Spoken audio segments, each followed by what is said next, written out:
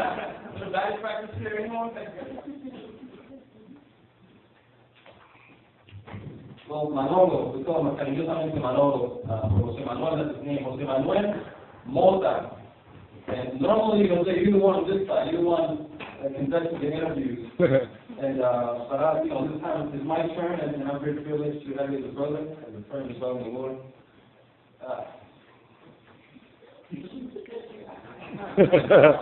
Absolutely.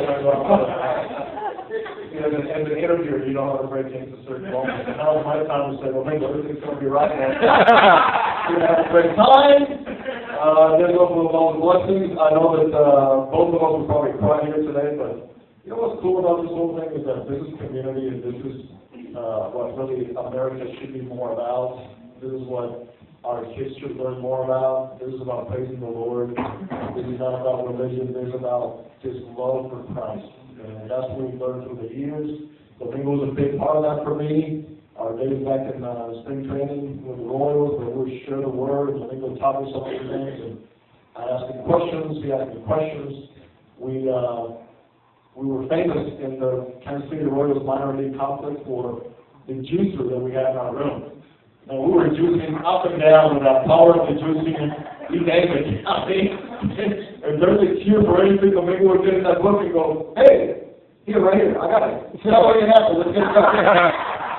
It was awesome time. We did get to play together with the key team. Jose, I have a few questions. Let's start with going out to the DR. Jamaica. That's like 3 hours right now. So be free. Don't be like Jamaica, man. Put your feet up. Big family, boys and girls, awesome parents. We're going to celebrate the 50th anniversary. Come on. Amen. What's the right for us to be our and be part of this family? 6 boys and girls for the plus. Primo, la prima, los dos.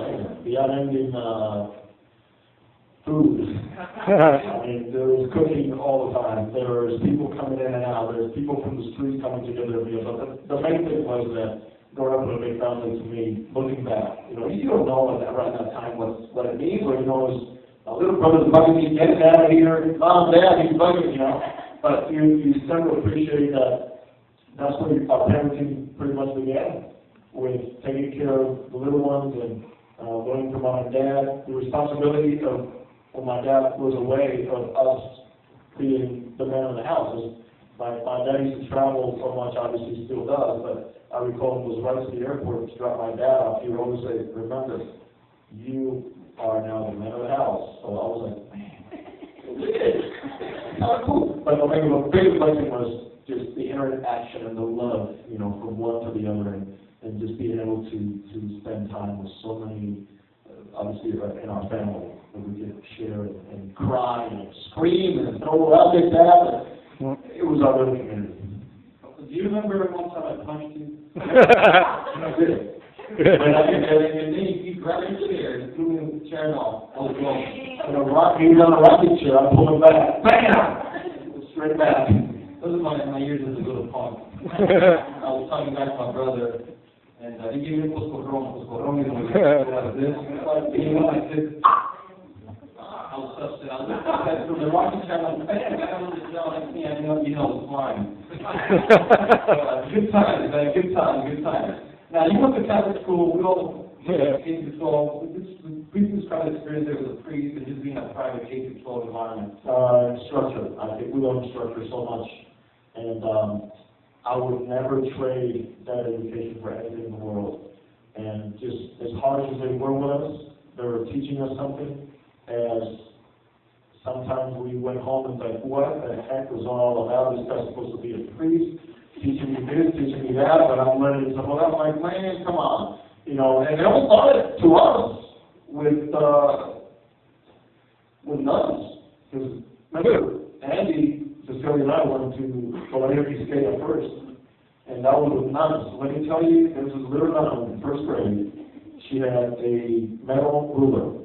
And when she said, stick your hand out, you stuck your hand out, and you know what was coming. And nowadays, can you imagine that? No, you'd be in the news, right? You'd be in the news. But YouTube, man, everywhere. Yeah, everywhere. But I still, to this day, I thank God for that. That taught us discipline and structure.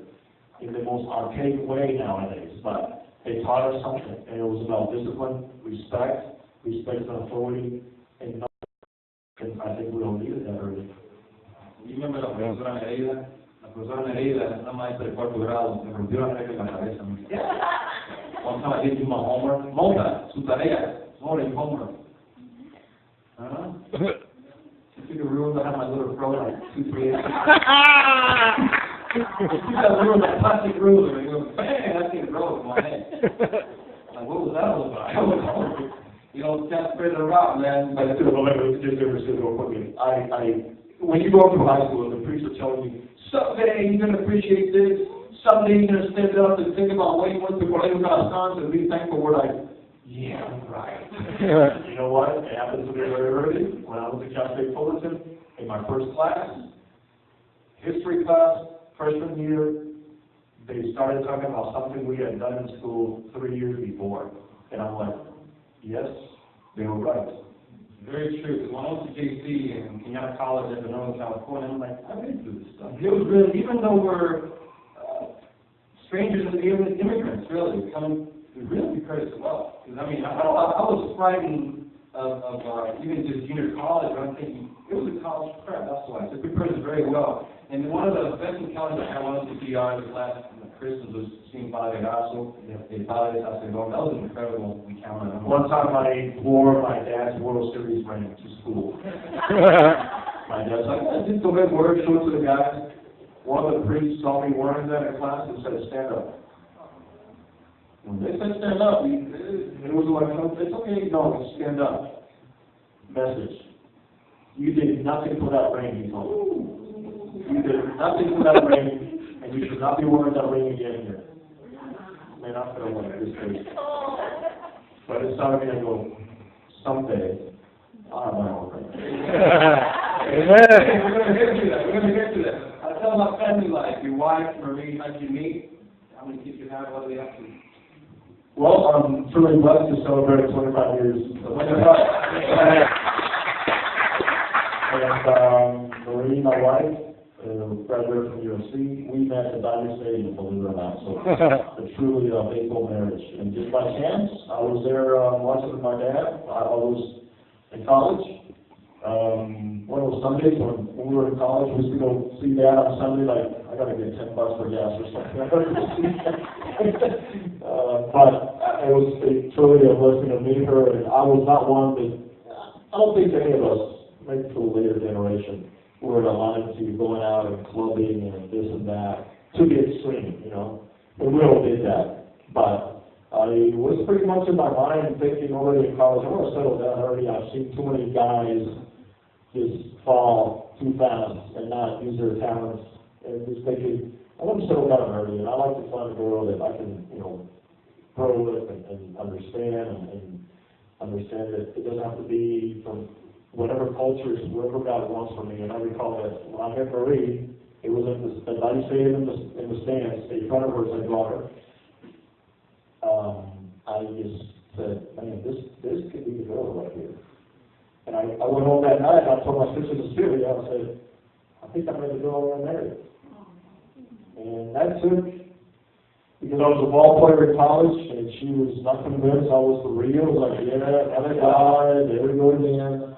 It took me about just like 3 weeks to convince her just to go out with me. And then it took another probably 6 or 7 months before we actually were like dating, because she was like afraid of the lifestyle and we had done through this before. So my kids, blessed with Joey, Charles Joseph, who was 23 years old. He has a job at Trader Joe's. And with Joey, you know, he pretty much like me in school. I was not a school kid. And anybody out there that thinks that we're in this position because we were spectacular students, no. We failed miserably a lot of times.